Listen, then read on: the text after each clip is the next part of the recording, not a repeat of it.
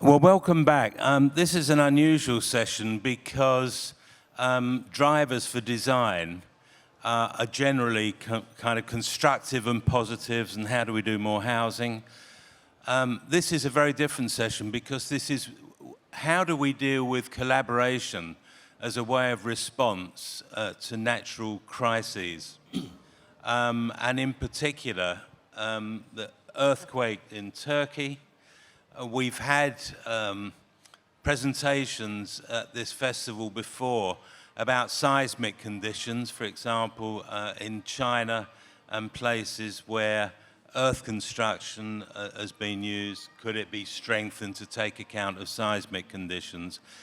This is slightly different because this is a kind of initiative organized by the Turkish Design Council, which is an international collaboration between overseas and local architects to respond to a particularly difficult situation, which I may say has been slightly overshadowed because of wars and invasions and the political scene elsewhere.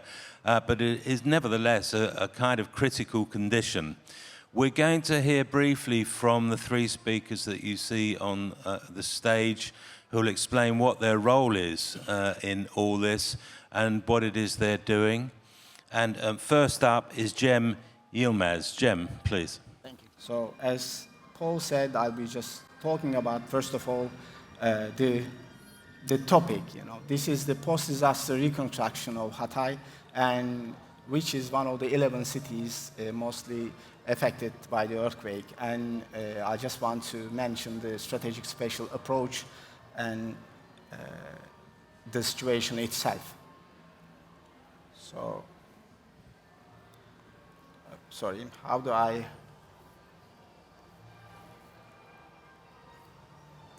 Oh, this is the end.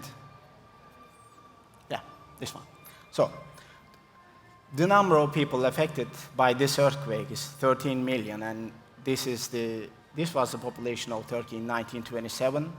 And this number is higher than the population of Greece, Portugal, Sweden, and Belgium. So the impact of the area, the earthquake area, is larger than the land area of many countries, like United Kingdom, France, and Germany. And the number of people who are now homeless is 1.5 million people. And the strength was 32 times bigger than the atomic bomb in Hiroshima. The impact area is 110,000 square kilometers. And the total debris in 11 cities is approximately 210 million tons. And if you stack them in a height of 1 meter, it's the area of Paris, which is about 100 square kilometers, like 14,000 football fields. And now, where is it? It is the location, as you see, it's in the middle of the old Earth, like the Asia, Europe, Africa. It's just in the middle. And this is the gateway to, in fact, to Mediterranean. And it's a gateway for the Mesopotamian lands, which we have the first cities over the Earth. And where culture, starting from the letters, has risen for humanity. And the population of this province is over 1.5 million people. And now, as you have seen in the slides, it's mostly damaged, about 80%. So, now where we begin is like the start. We have a river there called Asi, and Mehmet will be talking about the name itself and the model. And what I want to express here, when you say future and the past, the issue over here, the river itself, is a kind of moment or now between the future and the past. And we have like 5,000 years of history, starting from ancient times to Roman times. And, we have these layers in the city, like 8 layers of history. And as I said, it's a gateway, so it's a passage, and people and cultures and civilizations, they passed there and everybody left something.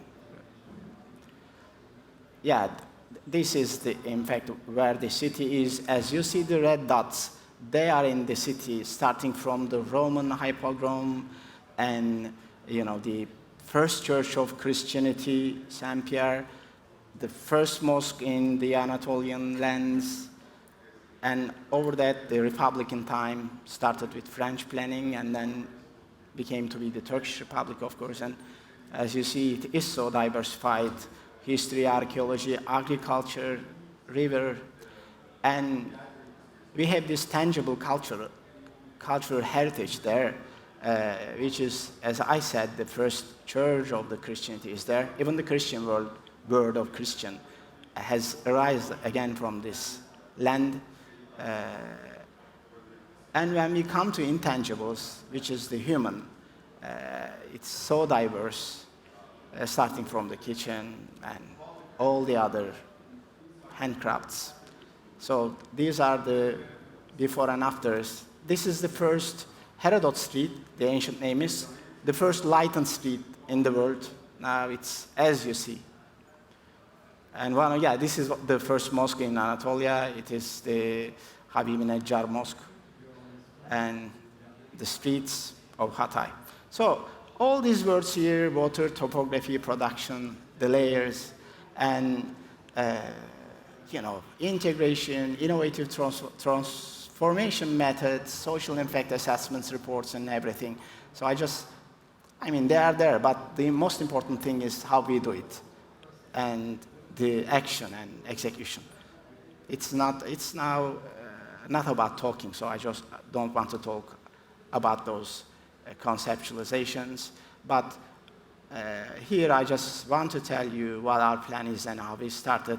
It is a collaborative model, putting in the center is the post-disaster reconstruction. We have there the time, speed, and sustainability, building back better, complexity, culture, place. But the issue is to have them all in a nucleus, and to do it is a really heavy load for one shoulder. So we need several shoulders, of course, brains from the world. It's like layers. So we have here local architects from Hatay who has lost their offices, all of them. It's like 900 architects are registered in Hatay Chamber of Architects, and now 30 of them is a part of this process, having a company, all have same shares and designing there. And also, we have now international layer in this collaboration, so that after that we have the national and the local layer to have enough brains and soldiers to carry this heavy load to our target. And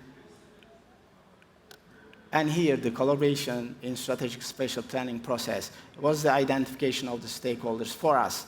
And now presenting the current situation and establishing and preparing the strategical plan framework and coming to the implementation process. So in this role, a non-governmental organization where Türkiye Design Council has now the facilitator and the financer role in designing, so that it has an independence from the governmental sector to manage this process. And of course, the private sector, planners and designers, then the government is an implementer and financer for the implementation, and the community as a beneficiary. So thanks for listening, and hope to have in Q&A more questions about this. Thank you, Paul. Jem, thank you very much indeed, and thank you. Yep, applause, why not? And we're moving on to Lucia Ilialupu. Thank you. Jem, for the introduction. So, Foster and partners are involved in the process of revitalizing the historic city of Antakya. And I'm here today to present the preliminary design framework, which is a result of a collaborative effort. This design framework helps us conduct the peer reviews with the other architectural practices involved in the process. Rebuilding a city after an earthquake. Let me check. Sorry, that's... so how can you... this one? Yeah. Okay. Yes, so... Sorry, you have to see the whole presentation from the start. Is there another way of going? Give us a second to go from the start. Is it the start? No. Yeah. So then this one. Okay, sorry for the interruption. So rebuilding a city after an earthquake is more challenging than building it for the first time. Before we dive in the redesign of Antakya, we studied past cases of post-earthquake reconstruction to understand the lessons learned. After the earthquake in Sicily in 1968, a decision was taken to create completely new cities next to the earthquake-stricken villages. There are many reasons why this endeavor failed, but today we're going to focus on the design aspect. The new cities were based on an urban model that was completely alien to the local population's identity. They had a different urban structure, different typologies, and oversized public realm. The new designs were also detached from people's memories of a place and identity. And residents felt like immigrants just a few kilometers away from their real homes. In Salemi, a memorial plaza was created in the place of a demolished church, and opinions among the residents differ. Those in the 70s and 80s who experienced the earthquake believed that this was a mistake because they simply wanted their church back, as it was an important part of their social life. Younger generations believe that the piazza is beautiful and it means that the earthquake is part of their history. So as designers, our role is complex and requires constant active listening and constant negotiations with all stakeholders involved. Finding the right balance between creating a city replica and building a city from scratch is challenging, and it can only be achieved by including the local communities in the process. And this is how we started replanning Antakya.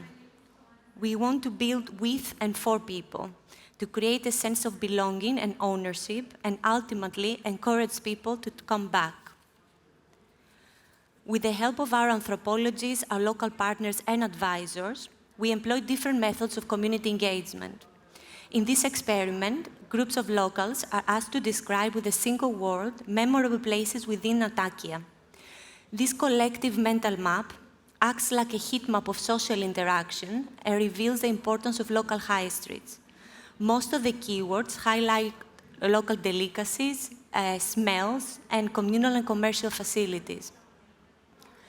A recurring theme in the on-site interviews with the locals is that the uniqueness of Antakya extends beyond its architecture and surroundings. It lies on the intangible layers, as the community dynamics, the diversity of culture, the shared past, and layers of history and heritage.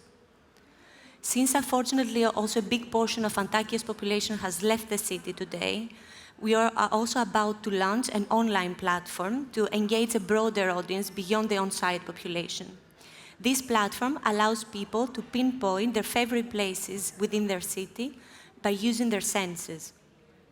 So far, the community engagement process reveals the influential role of everyday, ordinary architecture in the shaping of the community dynamics.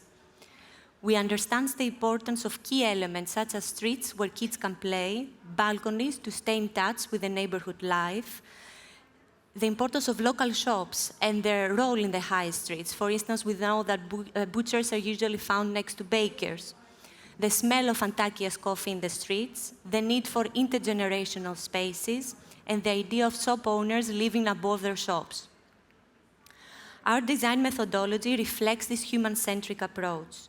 We start with research and lessons learned for post-earthquake reconstruction. We focus on understanding the city's history, culture, and heritage, listening to the local communities, restoring the sense of place, but also paving the way for Antakya 2.0 by improving infrastructure and building resilience for the future.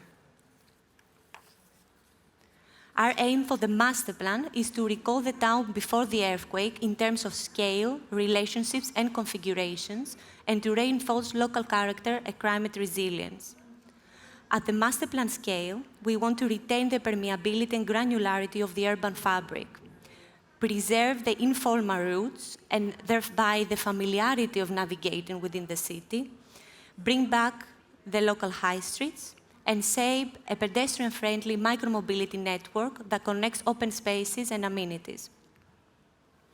When focusing on the block scale, we aim to retain as much as possible the pre-earthquake block structure, the alleyways, and the granularity that comes from the ownership pattern. We identify areas that can be used as intimate breakout spaces for the communities, and these parameters define our general envelope for the buildings. We then sculpt this envelope to reflect the pre-earthquake scale and proportion of the buildings, and we refine it even further to respond to the local climate conditions, prevailing winds, and surroundings. Lastly, we want to avoid uniformity and preserve the diversity of Antakya. We believe that each building should be treated individually and reflect the pre-earthquake richness of color, building proportions, and facade articulation. Ultimately, our design approach is all about people, context, inclusive design, and willingness to collaborate. Thank you.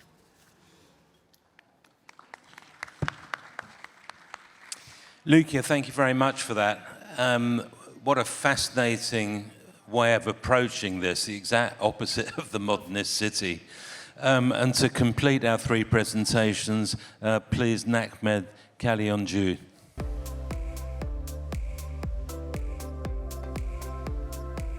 Thank you, Paul. And thank you, Mr. Cem and Ms. Lucia, for great presentations.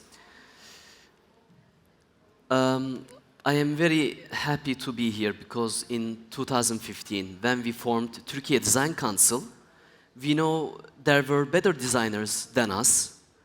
So what would be our role, we thought? And we thought, why don't we really put design and its aspects, how designers can approach the problems and think about solving bigger problems than designing a building, or designing a furniture, or designing a necklace, let's say. Because we believe in design, and we believe in the role of design, that it can create positive impact with collaboration. And today, speaking here, I am very privileged to share how far we came in 8 years. In 6th of February this year, after the earthquake, we really questioned everything. What is our role? In which way we should serve?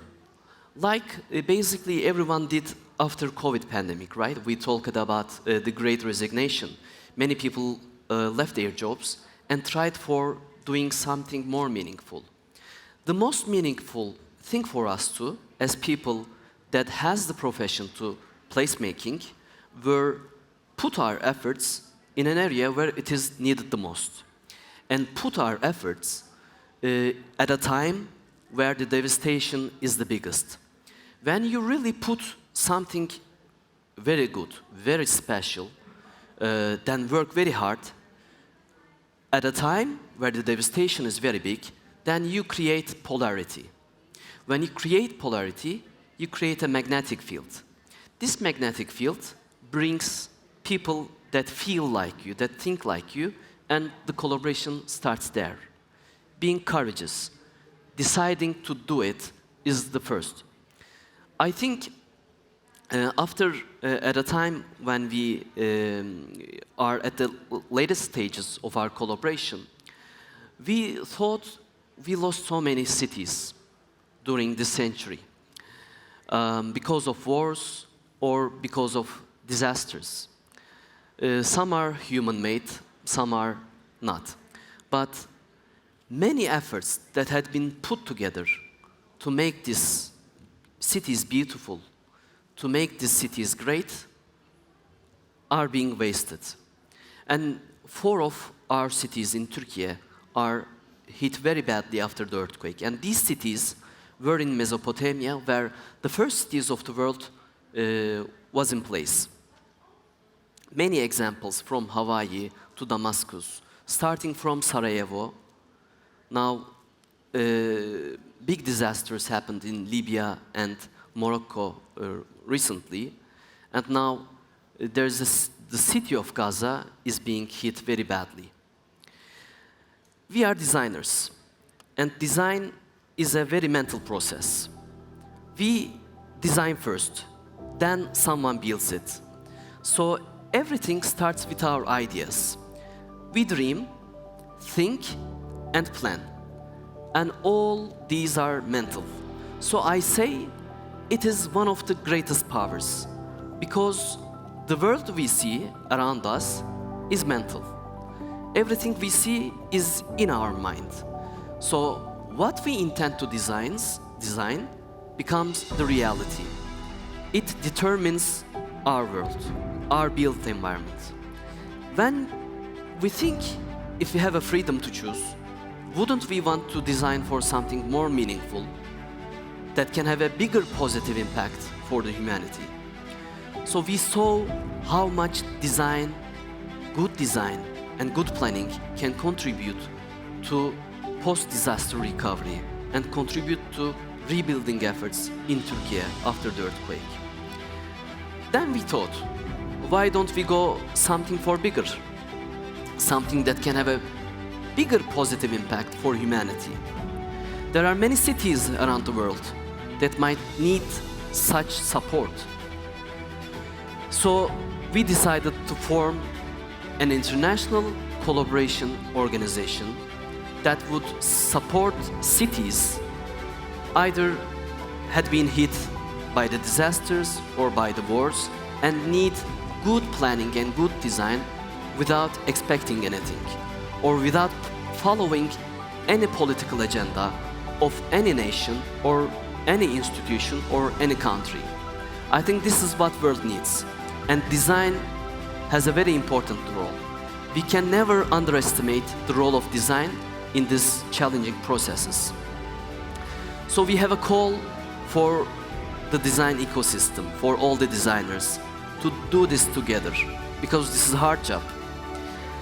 We decided to establish this organization, and we have a name in mind. We inspired very much from the river that is going in the middle of Antakya, and the image is showing the river basically. The name of the river is Asi. Asi means rebellious in Turkish, because the Asi river is moving the opposite way. And we thought we could call this organization Asi, because we need to be rebellious and revolutionary at a time where the best brains, best design studios are working for many unreasonable urban projects. Some of them are even being shown in Venice Biennale, right? But there are many problems that designers can help. I think we have this responsibility, and I think we can do it together. If we don't start to design for Kharkiv, how can Kharkiv be better? Everything starts with design. If we don't think Beirut will be beautiful like good old days, then we have the responsibility to start designing without expecting a call, or without having to be commissioned by someone, because this is our responsibility. And if we start designing something good for Gaza, then Gaza will be better. I think we should dare to design. We need to be courageous to start designing. Then someone will build it, but someone should design it first, because our world needs it.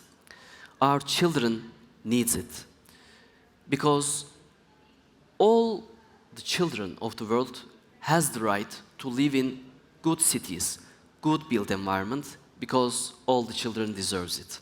Thank you very much.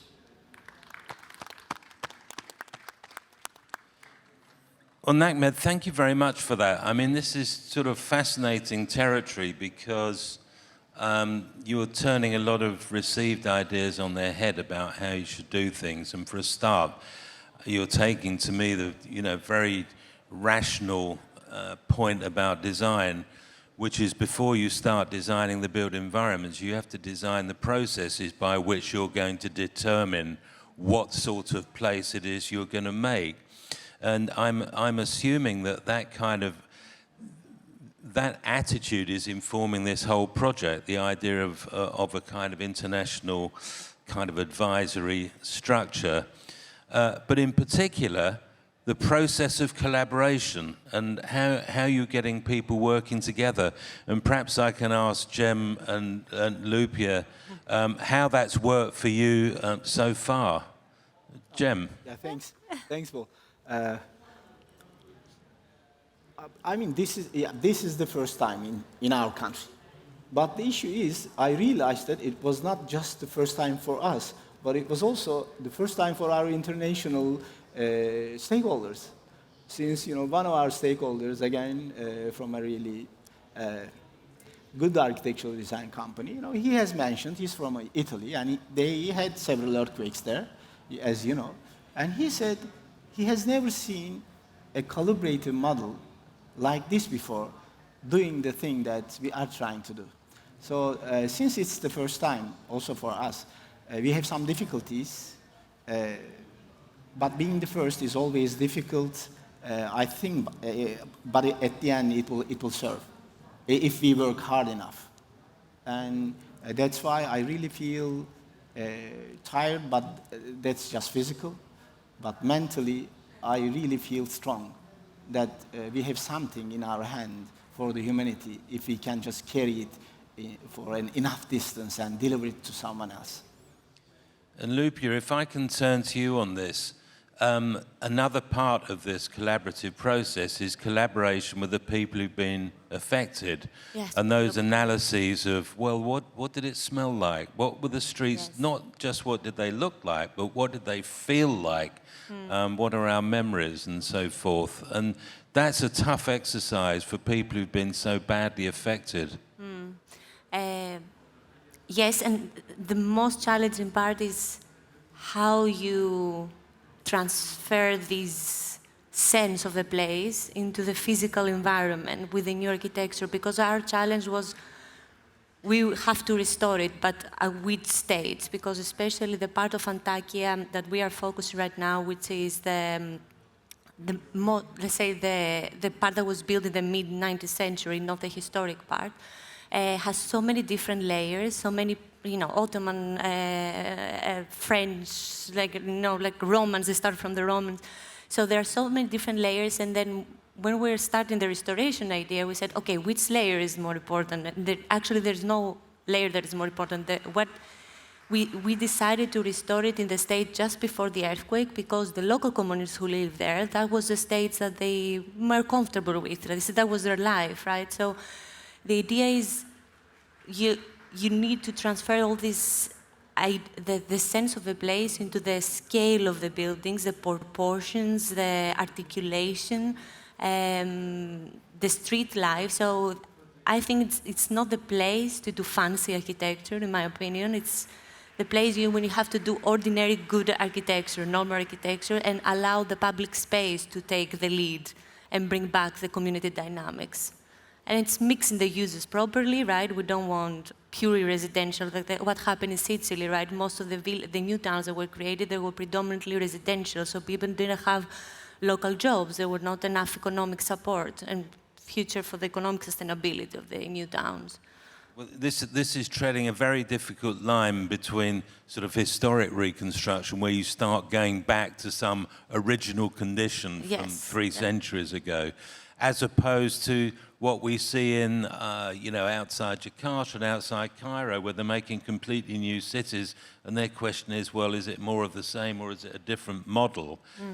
Nakme, can I ask you this question? Because often when you find trying to recreate the existing can become a problem, because all the rules and regulations about roads and the widths of streets, these communities predated those rules. I mean, can you kind of bypass current regulations to kind of keep the spirit of what was there before? Well, bypassing is impossible, because in the end it's a formal process and there are rules and regulations. But really we started questioning, are these rules and regulations helping us to build good cities, or they are just obsessions that we think that is working? I think questioning, thinking free, enabled us to change something, and everything started with this free thinking, because our rationals were, I can say, gone to zero. So it is, of course, obligatory to be in line with rules and regulations, but this kind of devastations create a time where you think freely and question, are they true? And I would like to add something on collaboration also. We have a metaphor of chairs and tables. In architecture schools, most of them, they start by giving a job to design chairs. So designers have a good relation with chairs and tables, because every design, every project is on a table, and we sit together. The DNA of collaboration is you have a big table, but small chairs. You have a big table, you can involve everyone, but you occupy less space as possible. So this might be ironic, but this kind of crisis, where we use the power of design, we need as less design as possible. Because designing something or intending to design something puts too much attention, too much value on people. But if we think we are valuable as a person, I think we are making a mistake in these times. So we found one very simple principle. We need more listening, less talking. Everything in design ecosystem, in design education, is making designers to talk more and listen less, because design is something that you should make someone believe in it, make someone like it. But in these times, we need different approach that really can help the process, and this is the DNA of collaboration. Lupia, this is the human-centric Approach, design master plan, yeah. principles that you were talking about. But at some point, of course, you do have to start saying, well, we've listened, you've got to make a proposition. Yes. How do you handle the collaboration with the future users? Or from a practical point of view, do you just have to listen and then go for it? I think an interesting example was the example that I mentioned about the plaza in Salemi, right? Even residents sometimes disagree with each other, right? So the potential users also disagree. So you have to find viable alternatives that most people like. And one way of engaging is, besides the engagement process, which is constant, is, for example, GEM opened, they opened an office there. So their office, do you want to talk about it? Yeah, so we will have this communal office, so in about 3 weeks. So it will be like a community center, but there will be technical offices, talking to the people of Antakya and preparing them for the new life. So that will be a local office there, having technical employees from our company, also the design council, and all the stakeholders will have the possibility, have their presentations or talks there, and it will be there until the end of the keys that will be delivered to the locals of Antakya. So I think our role is mostly to bring the creativity, and because we've seen it, we have the international expertise, right? So we have to propose things and see how people react to them, right? So our role is to propose different. So for instance, we know that in Antakya there is a culture of streets, right? Most of the people meet at the streets, they meet at their doorstep, so there is not a park life necessarily, right? It doesn't mean that if people will have a park, they won't go to the park, it's that they never had it before. So it's our role to propose it as an idea and see how people react to it. It's not imposing ideas, basically, it's discussing with people about the ideas, yeah. But in the end, someone needs to make a decision. Of course. Yes. And maybe a final word from you, Nakmit, because my assumption from what is going on here is that this model of international-local collaboration can be applied in other places, and it's just that you are the first people who are doing it, and I like the fact that, you know, you've been researching what had happened in other similar situations. Will you be able to produce some kind of guidelines that other people will be able to use in future situations? Is that part of your program? Yes, because when we had the earthquake in Turkey, of course we Googled. In other areas of the world, let's say more developed nations, how did they react to such problem? Let's say in Japan, in Italy. There is really not much information publicly. We needed that information. How did they think? What were their principles? So it is our duty now share how this framework is being established, what is our principles, roles and responsibilities, and how this all collaboration dynamic is working, in which areas there are the possibility of crises, and how this crisis can be managed. So we are creating a framework, and we will share with global public openly, and I believe it will be useful because we looked for it, we emailed everyone, asked for help. There's one person, Kit Miyamoto. He's after disaster. He has an after disaster management company. But there are many people from ex-World Bank, let's say, the existing international collaboration organizations, which are really being questioned. Are they really being helpful or not in these crises? So the only thing I learned from them was that they were saying 10% of the rebuilding resource can be only given by government, 90% should be gathered by the people, private sector, and so on.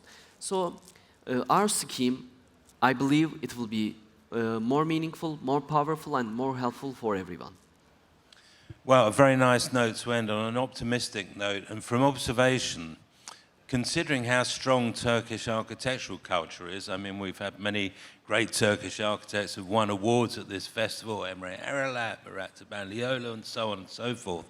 I think it's a sign of a country's confidence in its own kind of architectural and design culture that it feels able to engage internationally rather than thinking, well, we must do this entirely on our own. Mm-hmm. And I think that's a very welcome lesson, and I'd congratulate Turkey Design Council on this initiative. And I'd like to thank our speakers, Cem Yilmaz, Lucia Iliapoulou, and Nakme Kalyoncu, for their presentation today. Thank you very much indeed. Thank you. Thank you.